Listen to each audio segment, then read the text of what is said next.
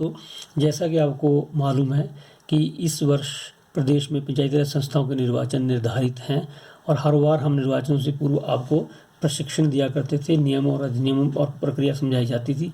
लेकिन इस बार कोविड-19 के चलते ये संभव नहीं हो पा रहा है, तो मैंने सोचा कि क्यों ना यूट्यूब के माध्यम से कुछ वीडियो बना के आपसे इन नियमों, अधिनियमों पर और प्रक्रियाओं पर चर्चा की जाए, ताकि निर्वाचन के दौरान आपको कोई समस्या ना आए।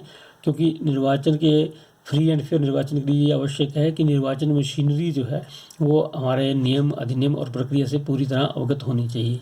तो सर्वप्रथम मैं आपसे डिस्कस करूंगा कि संविधान के अंतर्गत पंचायती राज की अवधारणा क्या है। तो जैसे कि आपको मालूम है कि आर्टिकल 243(6) है हमारे संविधान में, उसमें 3 लिस्ट बताई गई हैं। लिस्ट 1 है यूनियन लिस्ट, जिसमें बताया गया है कि हमारी पार्लियामेंट जो है किन किन विषयों पे कानून बना सकती है। लिस्ट 2 है स्टेट लिस्ट, जिसमें बताया गया है कि राज्यों की विधानसभाएं किन विषयों पे कानून बना सकती हैं। लिस्ट 3 है कंकरेंट लिस्ट, जिसमें केंद्र और राज्य दोनों ही कानून बना सकते हैं। तो पंचायती राज सिस्टम जो है, यानी लोकल सेल्फ गवर्नमेंट कहा गया है, स्थानीय स्वशासन, ये 7th शेड्यूल में लिस्ट 2 में डाला गया है। तो लिस्ट 2 जो है वो स्टेट लिस्ट है। तो इस तरह हर राज्य ने पंचायती राज के ऊपर या लोकल सेल्फ गवर्नमेंट के ऊपर अपने अपने कानून बनाए। तो डिफरेंट स्टेट्स में डिफरेंट सिस्टम चल रहे थे, तो कई समस्याएं आ रही थी। समय समय पर ऐसा सरकारों को लगा कि पूरे देश में एक ही सिस्टम लागू होना चाहिए, तो फिर सरकारों ने विभिन्न समय पर जो है कमेटियाँ बनाई।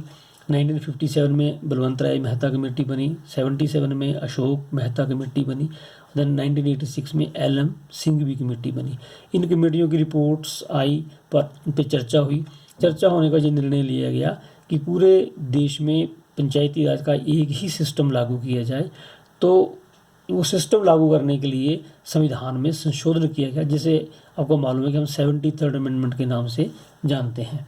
तो 73rd अमेंडमेंट के माध्यम से पार्ट 9 इंसर्ट किया गया पंचायत को लेकर, जिसमें आर्टिकल 243 में 15 क्लॉज जोड़े गए, ए से लेके ओ तक, जिसमें से 7 इलेक्शन रिलेटेड हैं। तो मेनली मैं उन्हीं पे चर्चा करूंगा आपके साथ।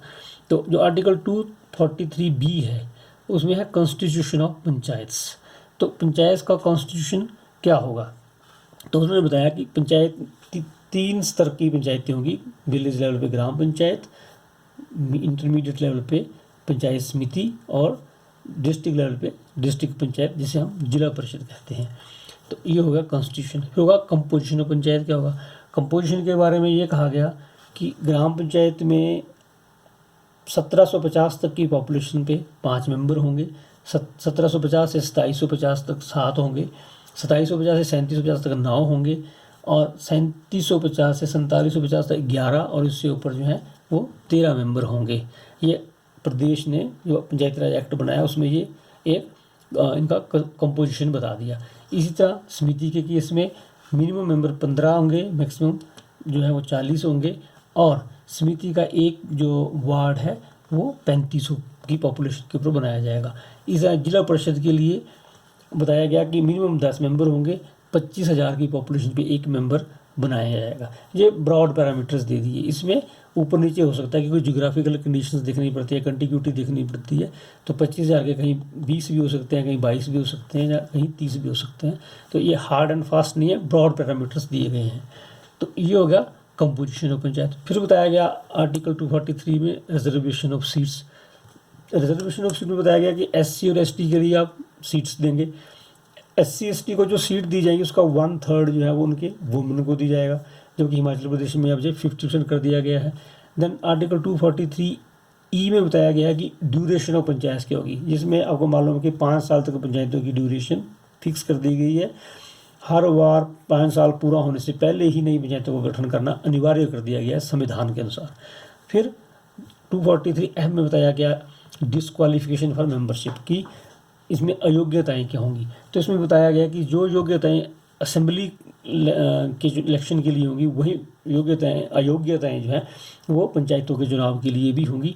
सिर्फ जो व्यक्ति 21 साल का हो गया वो पंचायत का चुनाव लड़ सकता है, जो कि लेजिस्लेटिव असेंबली या पार्लियामेंट का चुनाव लड़ने के लिए एज चाहिए 25। तो जिसकी एज 21 हो गई वो पंचायत का चुनाव लड़ सकता है। उसके बाद बताया गया कि कोई भी कानून जो विधानसभा बनाई अयोग्यताओं को लेकर वो भी लागू होगा। और तीसरा बताया गया कि भी किसी अन्य एक्ट के तहत, अन्य कानून के अंदर अगर सरकार किसी को डिस्क्वालीफाई करती है तो वो डिस्क्वालिफिकेशंस भी इस एक्ट के अंदर लगेंगी। जैसे कि कई स्टेट्स ने बना दिया कि जिनके घरों में शौचालय नहीं है वो चुनाव लड़ने के लिए डिस्क्वालीफाई हो जाएंगे। जहाँ नारकोटिक्स और ड्रग्स के अंदर साइकोट्रॉपिक सब्सटेंसेस एक्ट है 1985 का, जो कोई नारकोटिक्स का नशीले पदार्थों का व्यापार करता पाया गया, सप्लाई करता पाया गया, वो भी चुनाव लड़ने के लिए अयोग्य होगा, वो उस एक्ट के अंदर। इसी तरह फेरा की है, फेरा 1973 का एक्ट है, उसकी अगर फेरा एक्ट की फॉरेन एक्सचेंज रेगुलेशन एक्ट की उल्लंघना करता है तो वो भी चुनाव लड़ने के लिए अयोग्य हो जाएगा। तो डिफरेंट एक्ट्स के अंतर्गत भी पंचायती राज चुनाव लड़ने के लिए कोई आदमी डिस्क्वालीफाई हो सकता है। इसके बाद आया 243K, जिसमें स्टेट इलेक्शन कमीशन को कंस्टिट्यूट किया गया। इसमें बताया गया कि हर स्टेट में एक स्टेट इलेक्शन कमीशन होगा और वो state election commission superintendence direction and control of the preparation of electoral, मतदातियाँ सूचियाँ बनाने की और कंडक्ट ऑफ ऑल इलेक्शन जो है वो जितने चुनावों का कंडक्ट होगा वो स्टेट इलेक्शन कमीशन को कंट्रोल करना है, उसकी सुप्रिंटेंडेंस करनी है और उसको डायरेक्ट करना है। तो ये पावर स्टेट इलेक्शन कमीशन को दी गई आर्टिकल 243K के अंडर।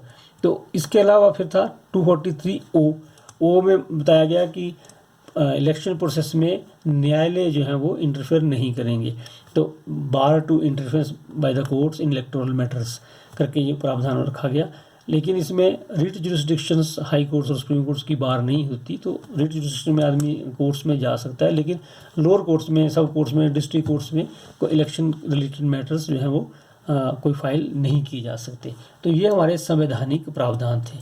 इन प्रावधानों के बाद जो है इसमें ये भी कहा गया आर्टिकल 243 में ही कि भाई स्टेट्स जो है ना कॉन्स्टिट्यूशन की प्रोसीजर आर्टिकल्स की अनुपालना में अपने अपने राज्यों में कानून बनाएंगी।